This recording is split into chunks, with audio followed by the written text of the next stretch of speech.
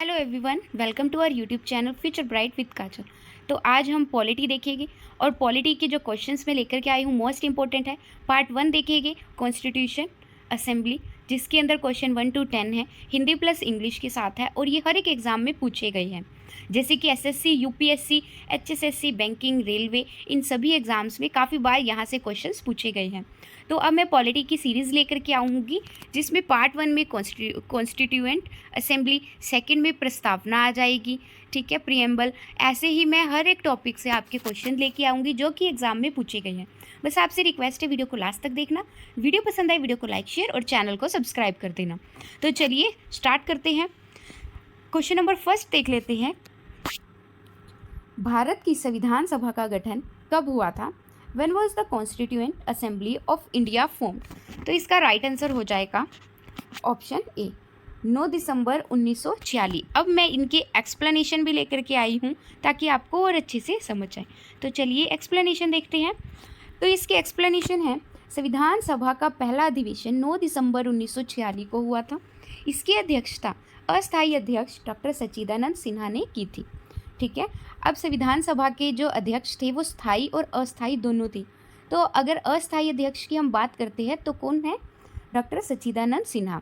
और अगर स्थायी अध्यक्ष पूछा आपके क्वेश्चन में तो वो आ जाएंगे डॉक्टर राजेंद्र प्रसाद। तो नेक्स्ट क्वेश्चन देख लेते हैं।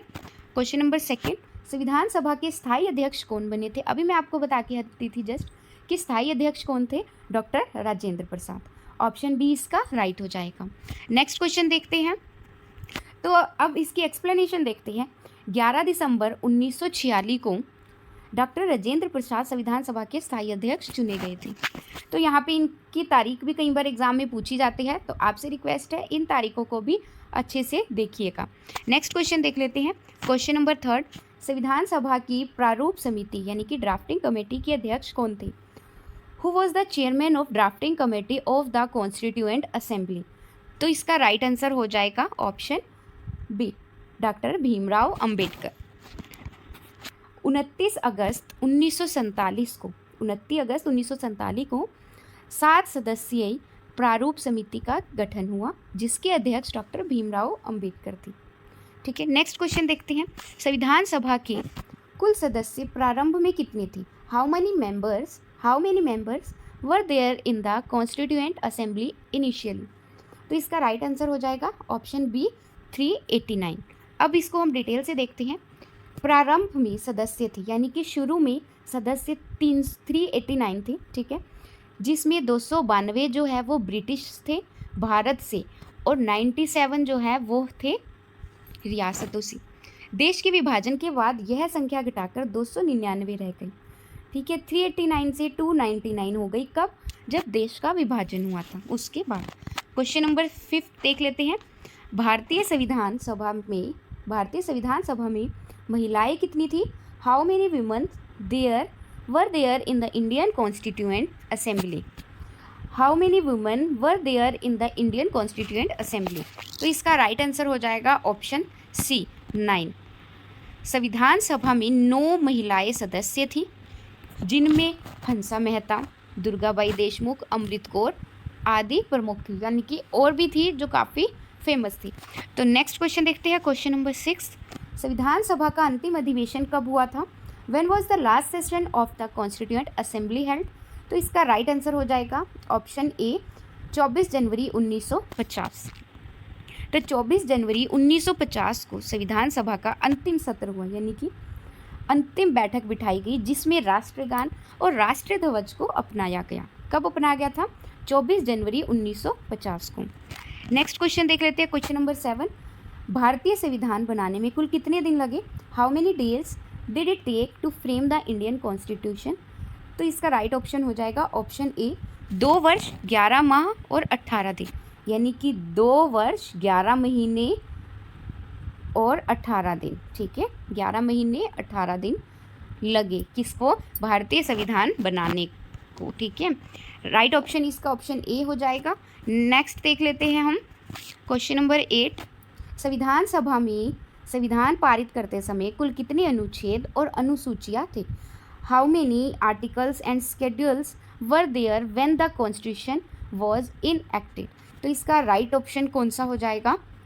ऑप्शन ए, 395 अनुच्छेद थे और 8 अनुसूचियाँ थी। जब इसको पारित किया था, संविधान सभा को जब पारित किया था तब उसमें 395 अनुच्छेद थे, 8 अनुसूचियाँ थी।